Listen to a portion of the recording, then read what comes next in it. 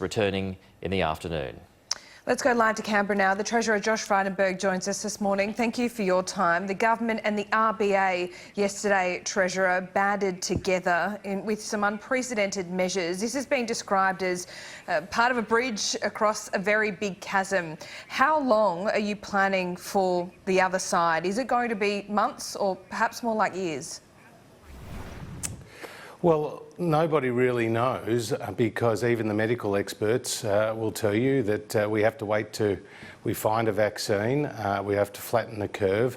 But this, as the Prime Minister said, could go for at least 6 months. So yesterday's announcement was very, very significant. Both the government and the RBA are aligned on doing what it takes to support Australian jobs and businesses. But as for the duration of this challenge, Laura, to paraphrase Winston Churchill, this is not the beginning of the end, it's merely the end of the beginning, and there is a long way to go. So these measures that we've seen to date, I assume including the stimulus package to be announced this weekend, they're only designed to last about 6 months? Well, they're going to support businesses as long as that support is required, because the first stimulus package was, as you know, announced in a slightly different environment. Things have got worse in terms of the economy since then, but those measures were very important, remain important, namely the $750 cash payments to over 6.5 million Australians, the cash payments of up to $25,000 for hundreds of thousands of small and medium-sized businesses, the wage subsidies for 117,000 apprentices. And this second package that we are working on right now is all about cushioning the blow for so many of those Australians who may lose their job, as well as continuing the support for small businesses so that they can continue to operate. Have you got a ballpark figure? We know where we're heading, but it's obviously complementary to the first package, but it's also complementary to the measures announced yesterday. And I just want to underline for you how significant yesterday's announcement was. More than $100 billion of funding being injected into our financial system at a time when there is a real tightening and tension in international and domestic bond and credit and equity markets. This is a challenging time, and the RBA and the government made a substantial intervention yesterday. You've opened up $15 billion to give some of these smaller lenders access to cheaper money. You met with the banks once again. What are you expecting in return for this money? Well, we expect them to lend to small and medium-sized businesses, because those small and medium-sized businesses need to make that bridge to their recovery. Namely, they need that cash flow support so that they can meet some of their fixed expenses, whether it's rent, whether it's some of their wages bill, whether it's their energy and water bills, and other bills that will continue to come through the door, even though the customers may not.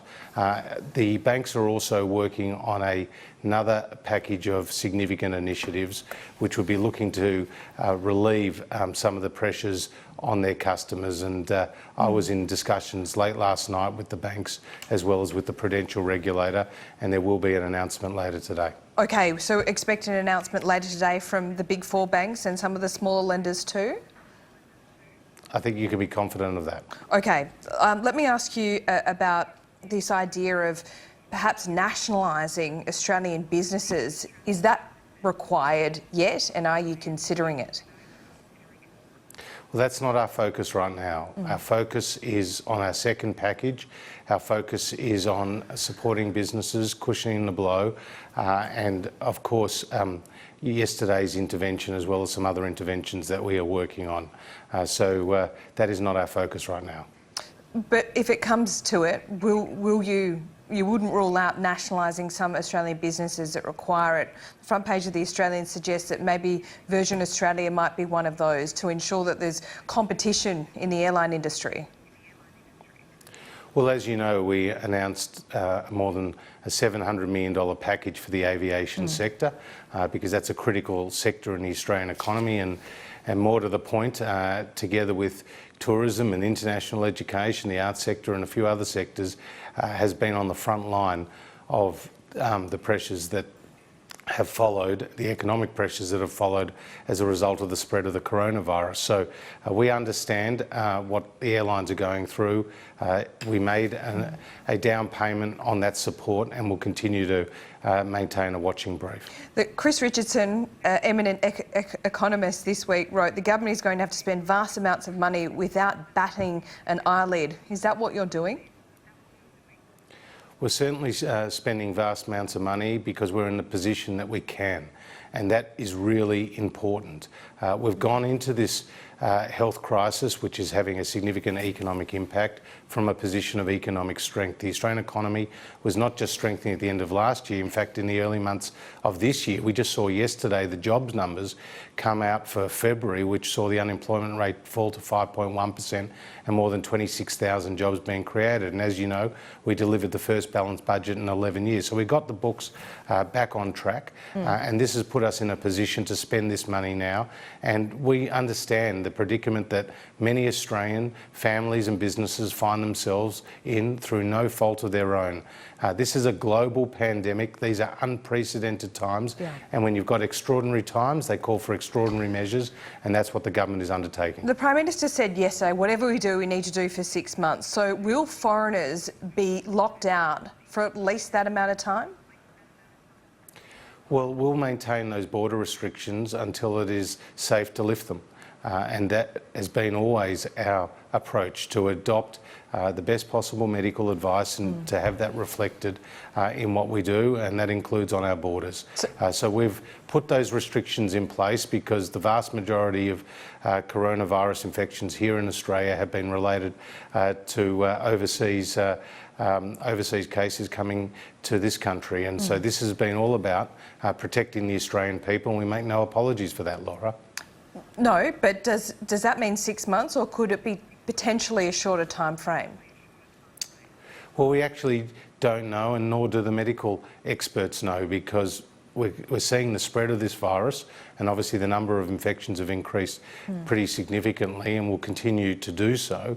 But we'll put in place these measures to slow that spread, and there will be an end date.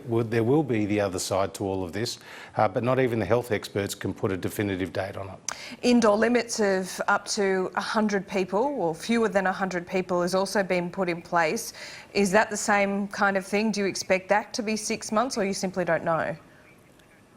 Well, all these measures, from social distancing to travel restrictions, are designed to protect the community, and they will be in place as long as it's safe to do, as long as that is the medical advice, and they'll be lifted when only it's safe to do so. Yeah, the Prime Minister just finally did say whatever we do, we need to do for 6 months yesterday. Was he just referring to schools, or was that across the board? Is that about the ballpark the government is looking at? Well, what the Prime Minister was doing was saying that this could be in place, that the spread of this virus could be around for at least 6 months. And he was preparing the Australian people for the long haul that's in front of us. And that's leadership. That's being upfront. That's telling the Australian people as it is. And we continue to work closely with the medical experts. We now have a national cabinet for the first time in Australia's history. We saw yesterday unprecedented monetary policy and intervention by the Reserve Bank and the government, and these are extraordinary times. So the Australian people need to understand that we are as well prepared as any other nation on the health side, on the economic side. We'll continue to be open about the challenges that are in front of us, but we will get through it. We will bounce back stronger than ever. A few more sleepless nights ahead for you, I'm sure. Treasurer, thank you for your time. Thanks, Laura, and all the very best to you and your viewers.